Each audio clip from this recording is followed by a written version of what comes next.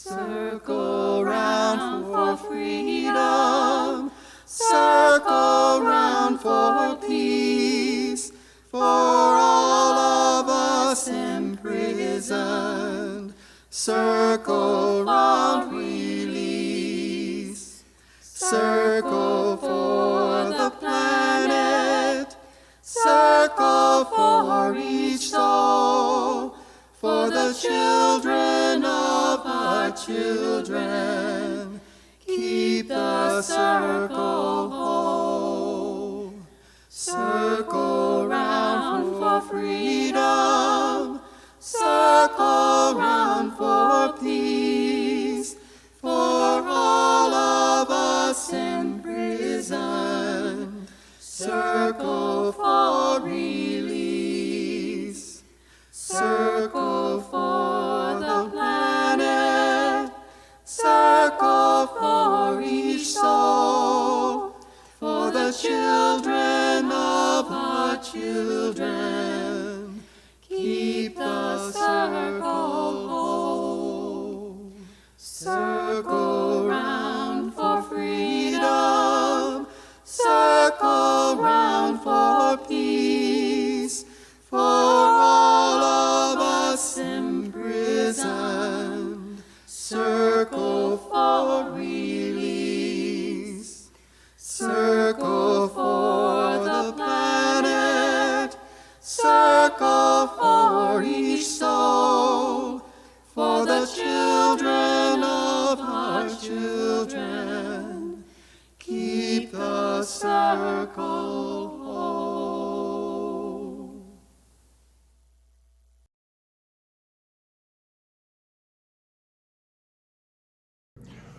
This is a service about choices. For these opening words, welcoming you to worship, we could choose prophetic words from ancient scripture, but we've chosen from a prophet of the 20th century. These words could be spoken as their black male Christian author would have spoken them, but let us choose to hear them in the form of Jewish liturgical chant. Let us thoughtfully make choices as we worship together. The choices we make speak to how inclusive we want our community to be. Hi, this piece I'm about to chant is taken from 5 different Martin Luther King Jr. speeches. It was compiled and set to trope by Rabbi Marcia Prager and cantor Jack Kessler, with a few little changes by me, cantor Elise Barber. So trope is the chanting system in Judaism. This is Ashkenazi trope. And Haftarah trope is used for chanting the books of the prophets in the Bible. We are on the move now. The burning of our churches will not deter us. We are on the move now. The bombing of our homes will not dissuade us. We are on the move now. The beating and killing of our clergymen and young people will not divert us. We are on the move now, like an idea whose time has come. Not even the marching of mighty armies can halt us. We are moving to the land of freedom. Now the fact that this new age is emerging reveals something basic about the universe. It tells us something about the core and heartbeat of the cosmos. It reminds us that the universe is on the side of justice. It says to those who struggle for justice, you do not struggle alone, but God struggles with you. This belief that God is on the side of truth and justice comes down to us from the long tradition of our faith. I am convinced that the universe is under the control of a loving purpose, and that in the struggle for righteousness, man has cosmic companionship. Behind the harsh appearances of the world, there is a benign power. I refuse to accept the view that mankind is so tragically bound to the starless midnight of racism and war, that the bright daybreak of peace and brotherhood can never become a reality. I refuse to accept the cynical notion that nation after nation must spiral down a militaristic stairway into the hell of thermonuclear destruction. I believe that unarmed truth and unconditional love will have the final word in reality. This is why right, temporarily defeated, is stronger than evil triumphant. I have the audacity to believe that peoples everywhere can have 3 meals a day for their bodies, education and culture for their minds, and dignity, equality and freedom for their spirits. I still believe that one day mankind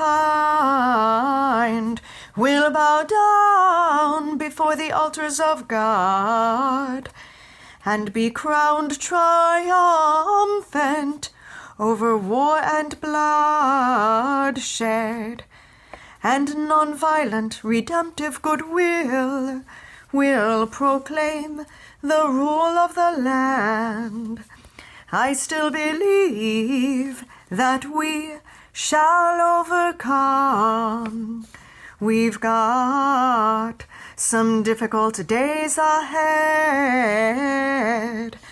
but it doesn't matter with me now, because I've been to the mountaintop, and I don't mind.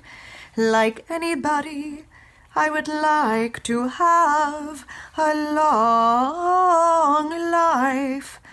Longevity has its place, but I'm not concerned about that now. I just want to do God's will, and He's allowed me to go up to the mountain, and I've looked over, and I've seen the promised land, and I'm happy tonight. I'm not worried about anything. I'm not fearing any man. Mine eyes have seen the glory of the coming of the Lord.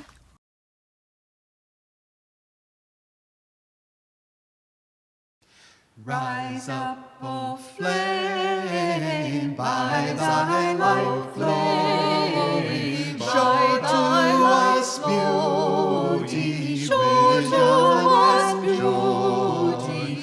Rise up, O flame, by thy light glory, show to us beauty, show to us beauty. Rise up, O flame, by thy light glory.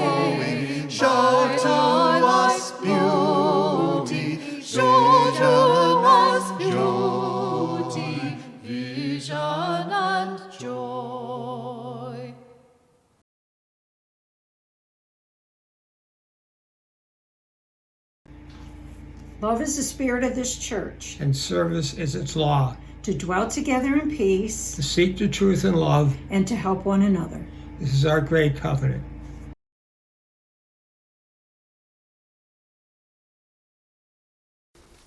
This is a tune that is unfamiliar to most of us, so I'm going to play it all the way through one time, and we're going to sing verses 1 and 3 from the hymnal.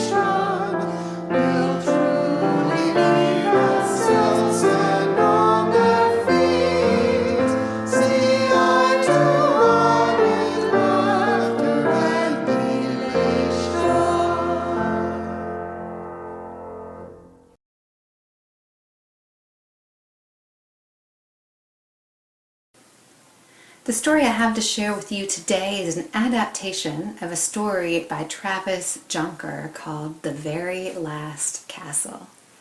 And it begins in the middle of a small town. And in this town stood something you might not expect, except that you already heard the title. It is a castle. It was in fact the very last castle. There had been others not too far from this town, but over time they had all been taken down or had fallen apart or been destroyed. All but one. And for reasons no one could remember, no one ever came out. And no one was allowed in.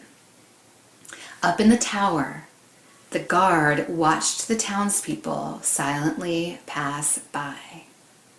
But then there was a kid named Ib. And every day she walked past the castle all alone. And every day she stopped. She looked up. She saw the lone guard standing stone still, just watching. Sometimes she tossed a stone into the moat. Plunk! Now, since no one had been inside the castle, the townspeople had ideas about who or what was in there. Snap, snap, snap came sounds from inside the castle sometimes, and Miss Wicks, Ib's teacher, said, "Monsters." Thud, thud, thud came sounds from inside the castle every now and then, and Ib's friend Alex said with confidence, "Giants." Hiss, hiss, hiss came sounds from inside the castle, and Ib's grandfather said, "Snakes." Maybe it's something terrible, Ib thought one day as she looked up at the castle. But maybe it's something else. Plunk went a stone as she tossed it into the moat, as the guard watched from above. So the next morning, Ib walked past the castle. And as usual, she stopped and she looked up at the tower. But there was no guard. And Ib had an idea. There was a little boat on her side of the moat, and she floated across the moat, walked right up to the big door of the castle, and with all the strength she had, she knocked on the door. And then what do you think happened? she heard a sound, hiss, and at the sound she scurried away. And Ib didn't stop running until she was sitting in her desk at school, scared and out of breath. Maybe Grandpa was right. But she didn't tell anyone what had happened. But then something surprising happened. Not long after that day, an envelope arrived in Ib's mailbox in the mail. And inside it was an invitation, which said, "Your presence is requested at the front gate of the castle on Sunday at noon." What do you think Ib should do? Everyone else told Ib to stay away.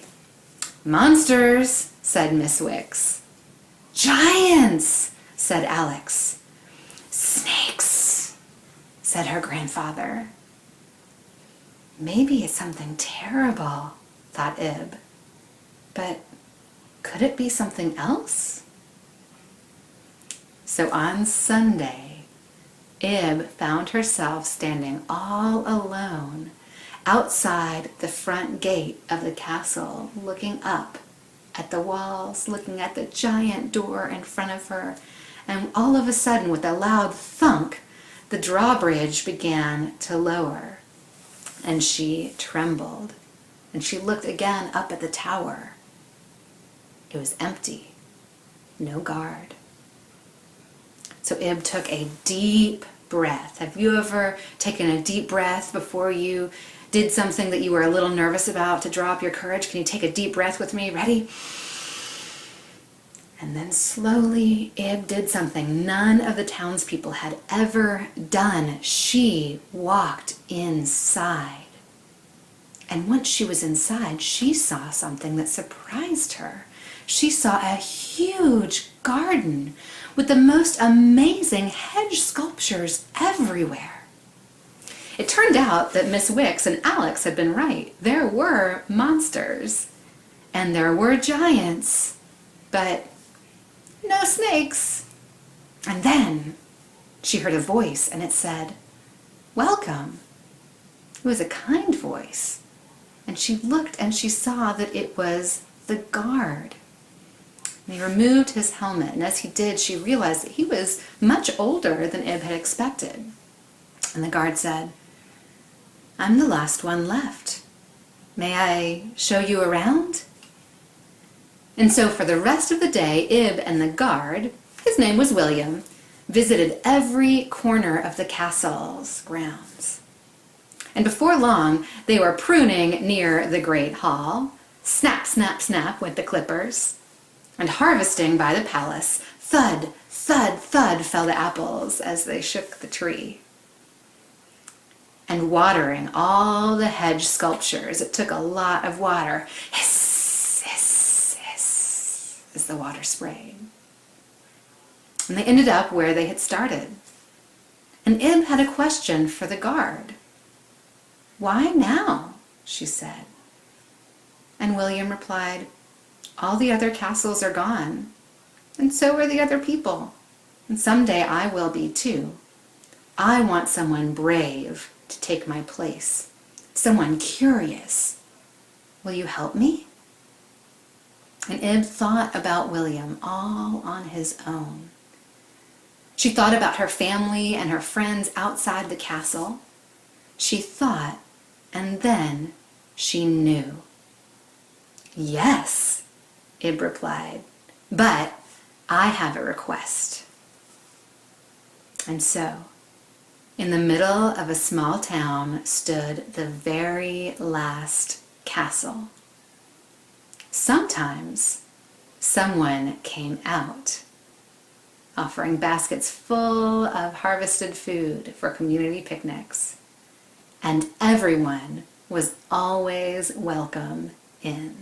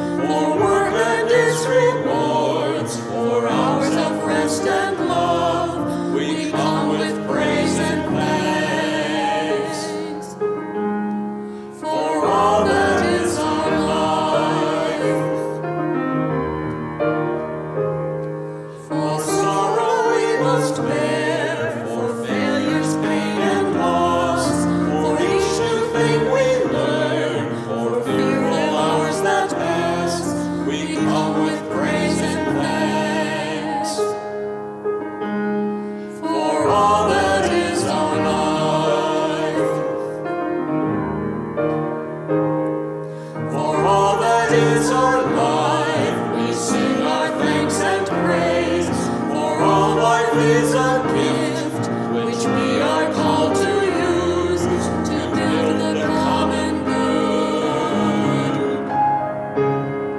and make our own days glad.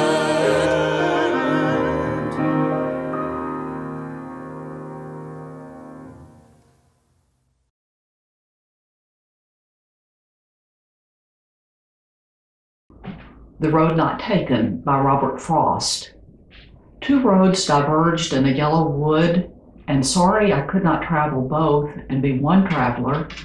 Long I stood and looked down one as far as I could to where it bent in the undergrowth, then took the other as just as fair, and having perhaps the better claim, because it was grassy and wanted wear. Though as for that, the passing there had worn them really about the same. And both that morning equally lay in leaves no step had trodden black. Oh, I kept the first for another day, yet knowing how way leads on to way, I doubted if I should ever come back. I shall be telling this with a sigh somewhere ages and ages hence. Two roads diverged in a wood, and I took the one less traveled by, and that has made all the difference.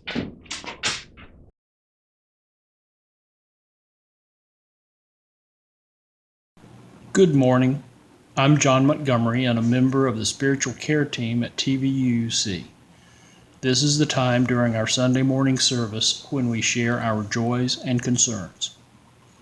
Lorraine Hart continues to be in hospice care. However, as of this week, Jason, her son, shares with us that she is much improved since moving into Granny's place.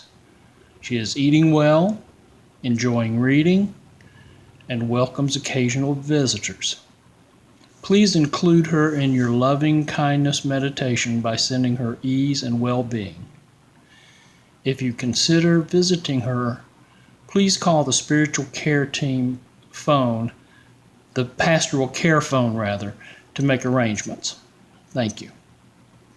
Jenna Mashburn reports that she is recovering and working hard in physical therapy after her recent knee surgery.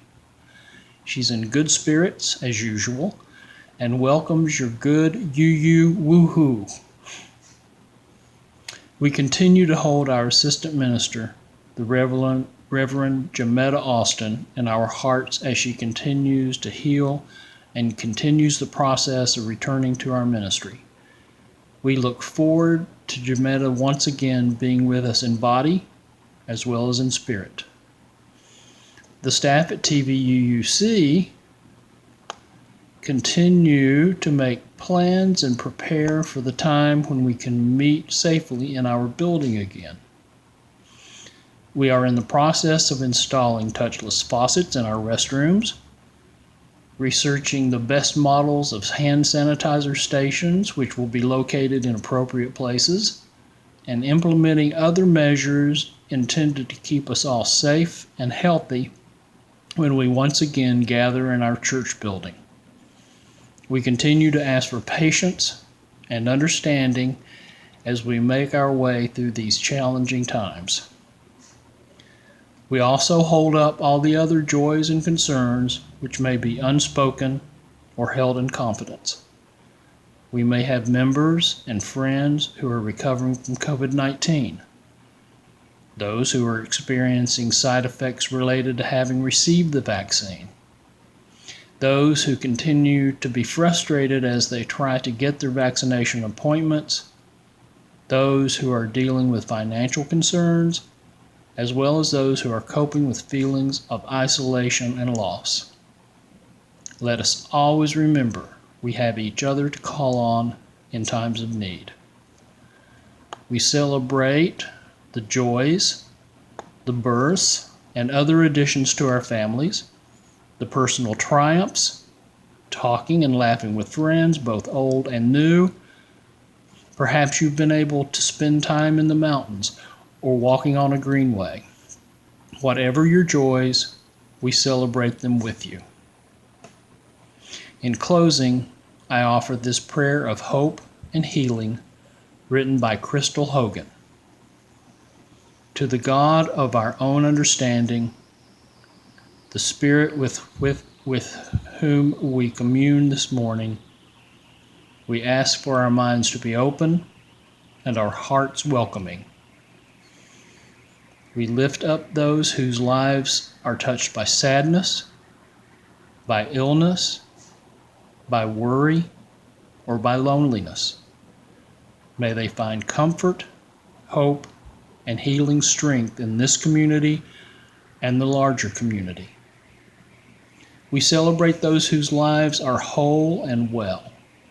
May they share their strength with those in need and find warmth and love in the sharing of their spirit. And let us take a moment to silently reflect in the spirit of prayer.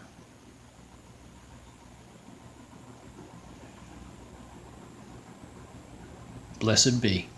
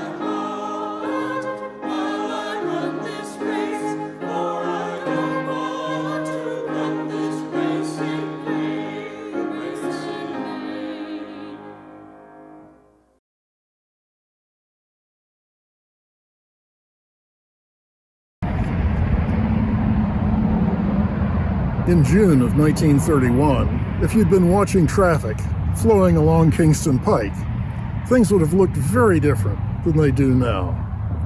There would have been much less traffic. The cars would have been boxy, not streamlined. There would have been fewer religious institutions, including Tennessee Valley Unitarian Church, along this stretch of Kingston Pike. In June of 1931, one might have spotted an Oldsmobile, driven by a blonde German theologian named Dietrich Bonhoeffer. Bonhoeffer had spent the 1930-1931 academic year doing postdoctoral work at Union Theological Seminary in New York City. In the course of that year, he made a choice one Sunday morning. That choice altered his thinking and vastly expanded his sense of community. Choices can do that. Maybe it's choices wisely made. Maybe it's choices adventurously made. So, let me tell you about the choice that Dietrich Bonhoeffer made in New York City that had him driving east on Kingston Pike on that June day in 1931. Oh, and later I'll also tell you about another sort of Knoxville connection in this story. When Dietrich Bonhoeffer arrived in New York City in the fall of 1930, he was 24 years old and already had 2 earned doctorates in theology.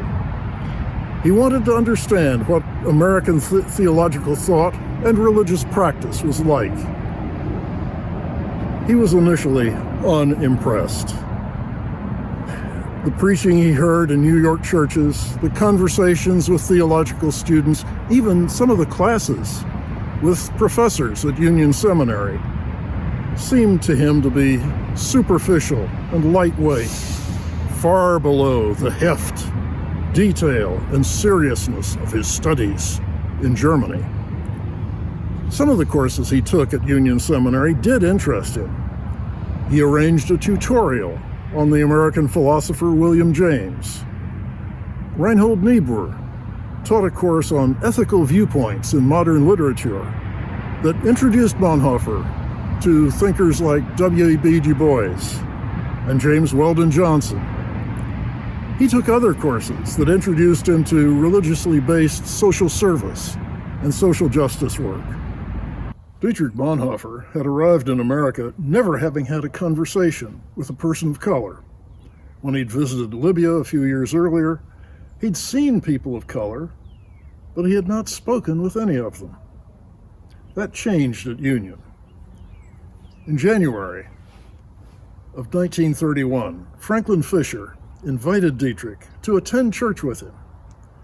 Franklin Fisher's father was pastor of the important 16th Street Baptist Church in Birmingham, Alabama.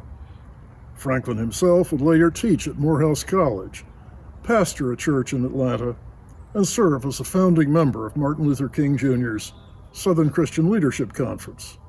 But in 1931, he was just a theological student doing an internship at Abyssinian Baptist Church, a 7,000-member church in Harlem. Dietrich Bonhoeffer said yes to Franklin Fisher's invitation to attend a service at Abyssinian Baptist. He made that choice, and that choice changed him. Instead of his critical comments about the sermons of Harry Emerson Fosdick and other eminent white preachers in New York City, Bonhoeffer found the Reverend Adam Clayton Powell, Sr., to be serious, engaged, grounded, relevant. He found the congregation to also be engaged, grounded, and serious about their religion. Before long, Dietrich was teaching a Sunday school class for boys and a Wednesday evening Bible study for women at Abyssinian Baptist. The Reverend Adam Clayton Powell even had Dietrich preach one Sunday. Dietrich was energized by hearing his sermon welcomed with amens, hallelujahs, and yes, yes. This was a religious landscape absent from the white American churches he had encountered, and utterly unimaginable in a German Lutheran congregation. That first Sunday morning at Abyssinian Baptist, and the subsequent hours and days volunteering in the ministry of that church, combined with some of the coursework at Union Seminary, to change Dietrich Bonhoeffer, to expand his sense of the community in which he was a part.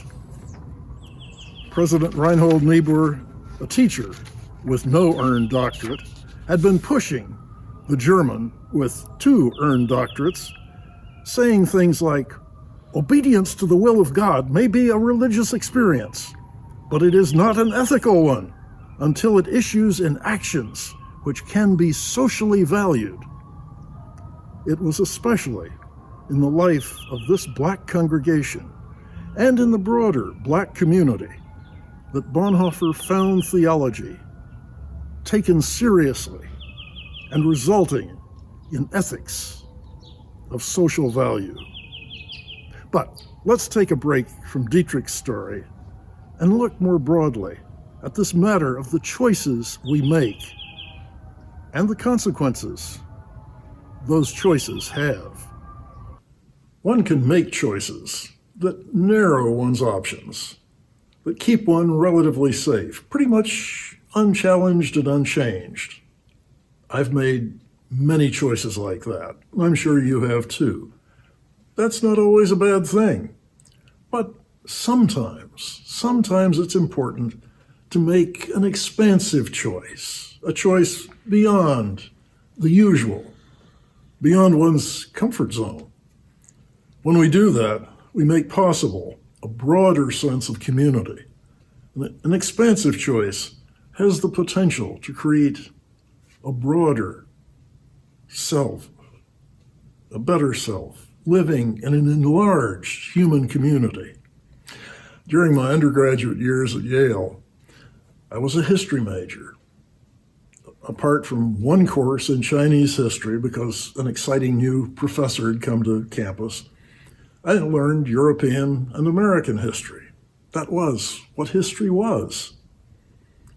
It was not until several years later that I experienced the first lecture on African history that came from civil rights worker Ralph Featherstone while we were part of a group locked up for demonstrating during the Selma voting rights campaign. It was not an easy choice, not a sensible choice to go to Selma, but being there has created myriad opportunities for me, has expanded my group of peers, people with whom I can converse easily. I couldn't have foreseen that when I made that choice. Later in my career as a minister, I accepted an invitation to be the part-time preacher for a rural Mississippi congregation. This is not something for which a Yale education prepares one. I still smile at what my service, my 8-year service with that congregation, did for me, and I think it did some good things for them. It's wonderful to work with a group that includes both GEDs and PhDs, both the retired postal worker, president and founder of the Mississippi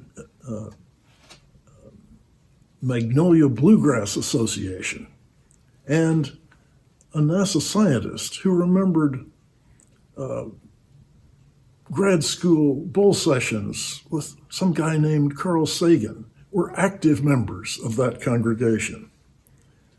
Poets affirm that our choices are important.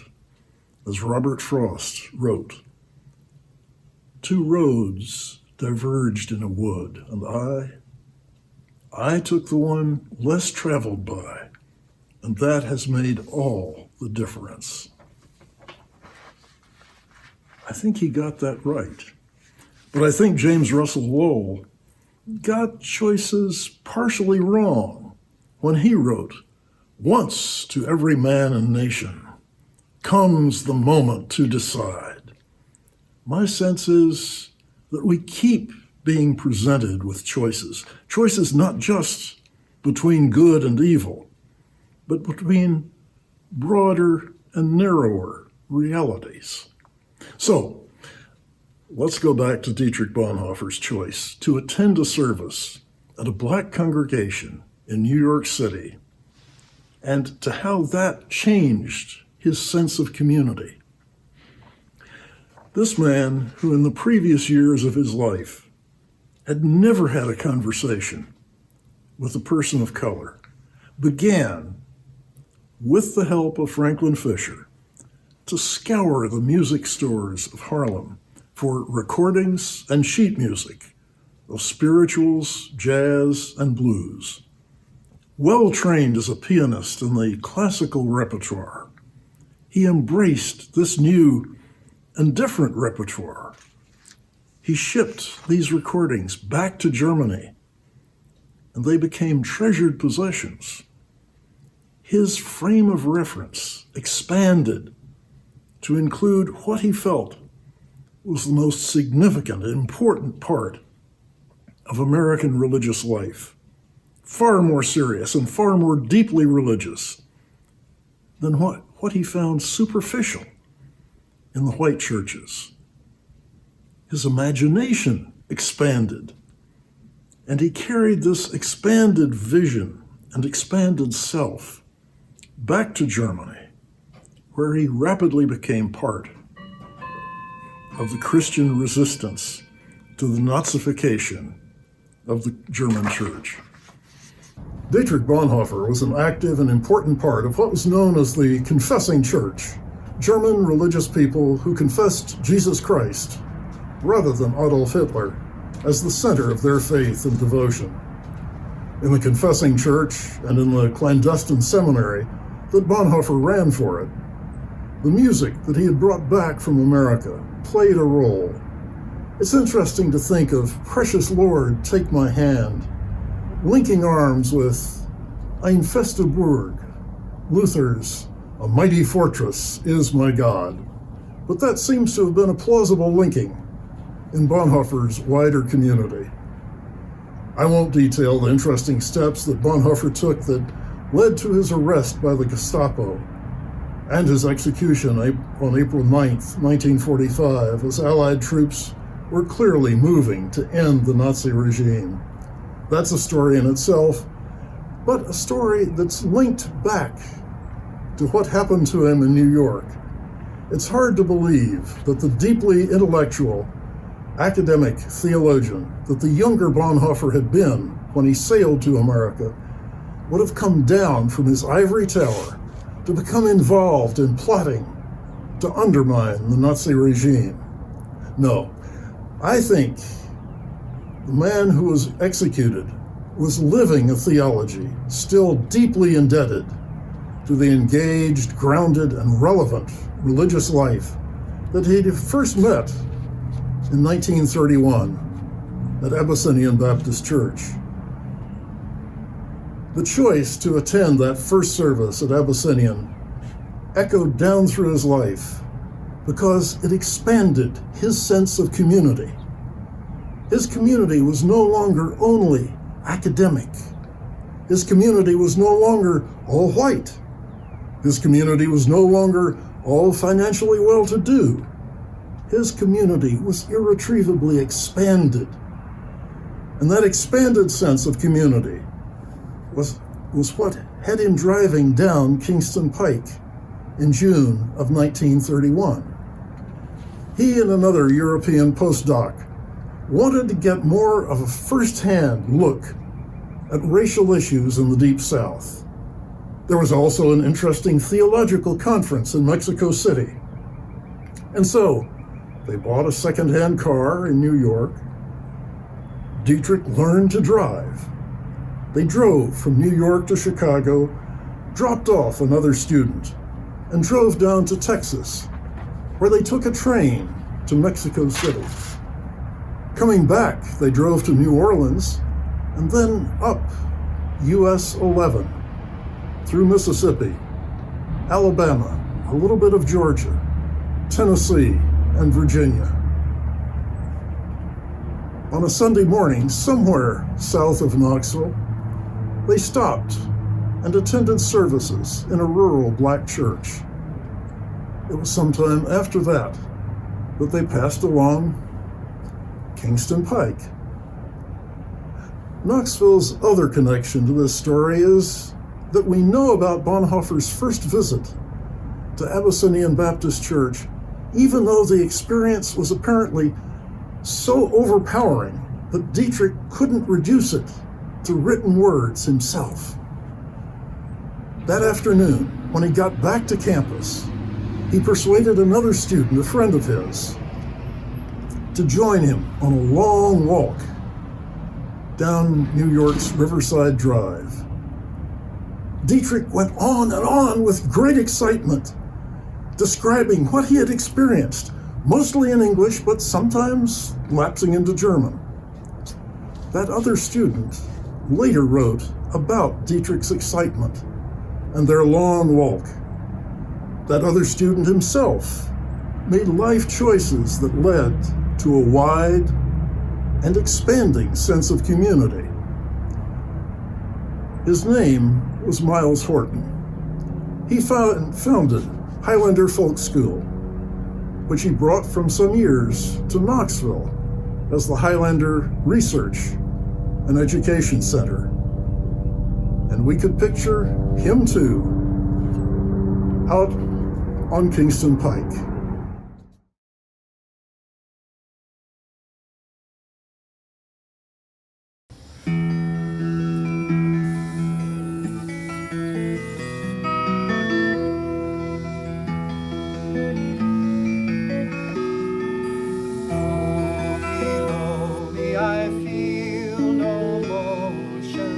Standing on these mountains of plain, far away from the rolling ocean, still my dry land heart can say, I've been sailing all my life now, never harbor nor port have I known, the wide universe is the ocean I travel, and the earth is my blue home.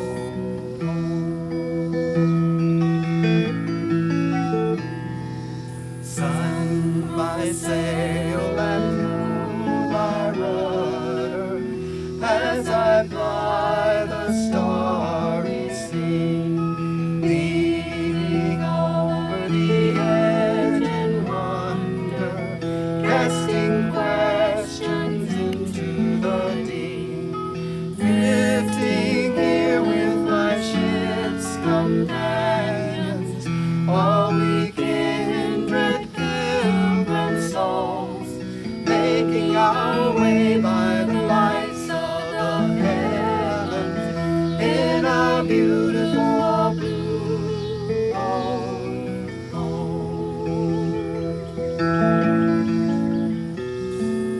I give thanks to the waves upholding me, hail the great winds urging me on, read the infinite sea before me, sing the sky my sailor's song. I was born upon the fathoms, never harbor nor port have I known, the wide universe is the ocean I travel.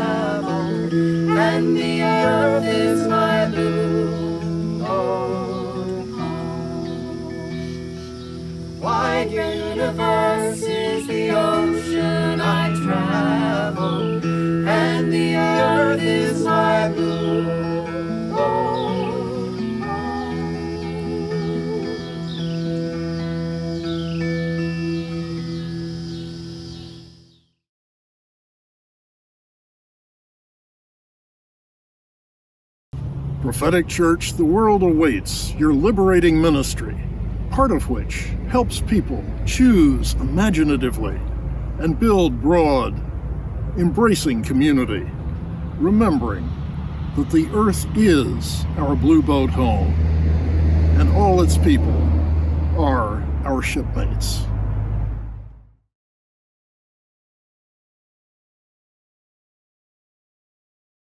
Let people living in all lands declare that fear and pain are gone. Rise above differences and stand in love and understanding one.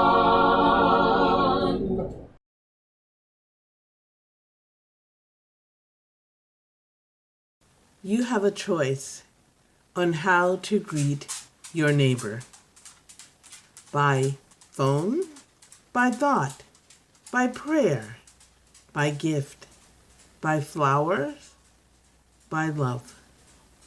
Greet your neighbor. Circle round for freedom, circle round for peace, for all of us imprisoned. Circle round release, circle